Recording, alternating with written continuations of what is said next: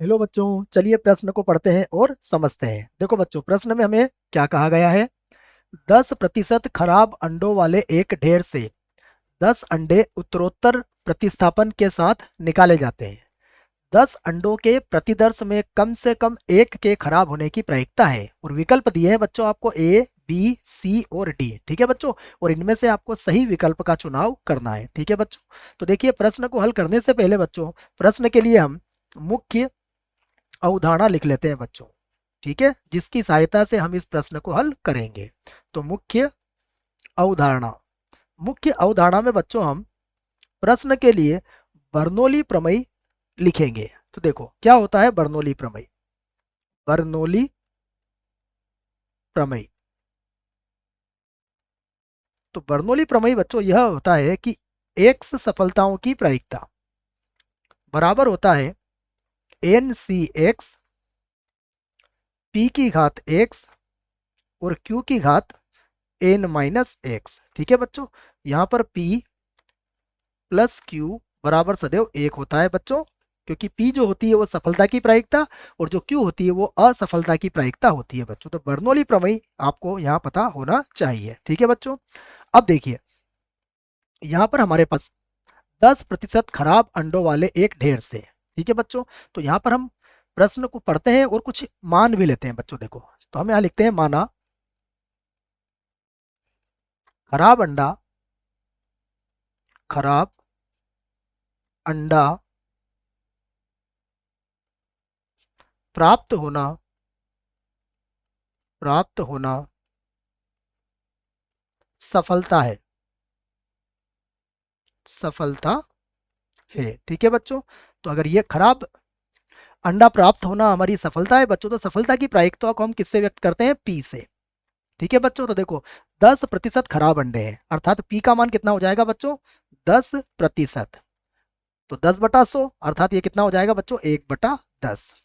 और क्यू का मान कैसे निकालेंगे बच्चों, एक में से हम पी को घटा देंगे, तो 1 - 1/10 अर्थात ये कितना हो जाएगा, 9/10 हो जाएगा बच्चों। ठीक है, 9/10। अब देखो बच्चों, यहां पर x का मान क्या है हमारे पास, x का मान हमारे पास है कम से कम एक खराब अंडा। तो देखो यहाँ एन सॉरी बच्चों, x का जो मान होगा वह होगा एक या एक से अधिक बच्चों, क्योंकि क्या कहा गया है, कम से कम एक अंडा खराब हो। तो कम से कम एक का मतलब एक से अधिक भी हो सकता है बच्चों। ठीक है, और देखिए हम कितने अंडों को चेक करेंगे बच्चों, 10 अंडों का प्रतिस्थापन करके साथ निकालना है बच्चों।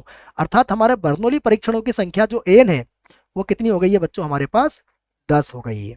ठीक है बच्चों, तो अब हम सूत्र में मान रख देते हैं और ये मान हम ज्ञात करते हैं। ठीक है बच्चों, देखो सूत्र मैंने लिख दिया है बर्नौली परीक्षण का। एक बार और मैं इस सूत्र को लिख देता हूं। देखो हम जानते हैं पी ऑफ एक्स सफलताओं की प्रायिकता यह होती है एन सी एक्स पी की पावर एक्स और क्यू की पावर एन माइनस एक्स। ठीक है बच्चों, यह सूत्र होता है हमारा। अब यहां देखो बच्चों, हमारे पास पी ऑफ एक्स का मान क्या है बच्चों, एक्स का मान है एक या एक से अधिक। ठीक है, तो बराबर एक या एक से अधिक में क्या आ जाएगा, ये हमारे पास एक हो सकता है, दो भी हो सकता है बच्चों। और हमारे पास बर्नौली परीक्षणों में संख्या कितनी है, ये हमारे पास संख्या है 10 तक। तो ये 10 तक हो सकता है बच्चों। एक अंडे खराब होने की प्रायिकता, दो अंडों के खराब होने की प्रायिकता और इसी प्रकार 10 अंडों के खराब होने की प्रायिकता, इन सब का योगफल होगा कम से कम के लिए। अब बच्चों देखो, इसको हम ऐसे हल करेंगे तो काफी बड़ा हो जाएगा। हम इसको ऐसा भी लिख सकते हैं, ऐसे लिख सकते हैं हम एक माइनस और पी ऑफ ये हो जाएगा बच्चों हमारा जीरो। तो जीरो सफलता के लिए हम लोग पी ऑफ जीरो लिख सकते हैं। ठीक है बच्चों, अब देखो इसको सूत्र में यहां से मान रख देते हैं। तो यह हमारे पास हो जाएगा एक और माइनस, देखो पी ऑफ जीरो के लिए बच्चों एन का मान कितना है सूत्र में, एन का मान तो बर्नौली परीक्षण हमारे पास 10 है।